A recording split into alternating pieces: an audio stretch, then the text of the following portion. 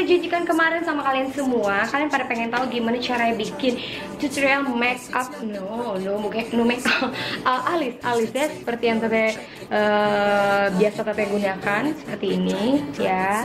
Gimana sih caranya teh, dan kok bisa sih jadi hasil kayak gitu? Itu gampang banget. Terus kalian cukup nyediain ini aja, pensil alis, Viva, dan sisirnya aja. Ya gimana caranya, kalian ikutin tahapnya dan stay tune.